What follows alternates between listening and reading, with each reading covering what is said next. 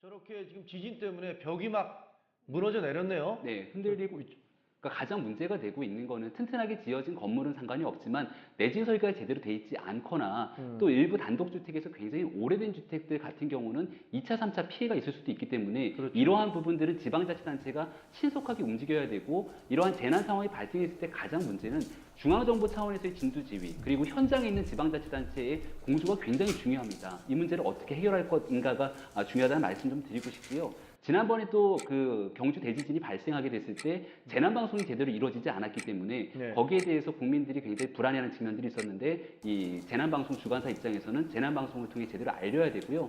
마지막으로 하나 좀 걱정이 되는 부분 중에 하나는 내일이 또 수학 능력 시험인데 오늘 내일 수능이 있네요. 내리 수능. 소집을 하고 있는 과정 속에서 이 여진이 만약 내일까지 이어지게 된다면 이런 부분에도 또 굉장히 큰 혼란이 있지 않을까 예상이 되기도 합니다. 백 변호사, 그 지난번에 경주 지진이 있을 때 국민안전처가 대응을 너무 못해서 사실 국민들에게 큰 실망을 줬고 그것이 박근혜 정부에 대한 신뢰도 하락에도 그 결정적 큰 영향을 미치지 않았었습니까? 뭐 만들어놨는데 이게 도대체 뭐냐 이런 얘기 들었는데 어떻게 보면 이제 새 정부, 문재인 정부로서도 이런 일들이 벌어지니까 이것들을 어떻게 대응했냐도 시험대에 올랐다고 할 수 있겠죠? 어찌 보면 첫 시험대나 마찬가지죠. 박근혜 전 대통령 집권할 당시에는 세월호 문제 때도 제대로 대응을 하지 못했고 그 이후에 발생하는 여러 국가적 위기를 제대로 대응하지 못하다가 말씀하셨던 경주 지진에서도 허술한 대응을 통해서 굉장히 많은 국민들로부터 비판을 받았었는데 이제 그로부터 어쨌건 정부가 바뀌었지만 1년 정도가 또 지났습니다.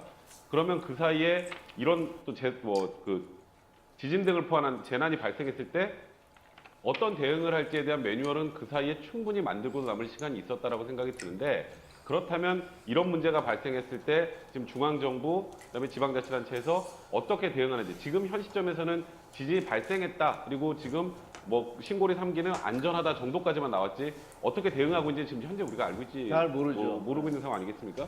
이 대응을 좀 보면서 얼마나 준비했는지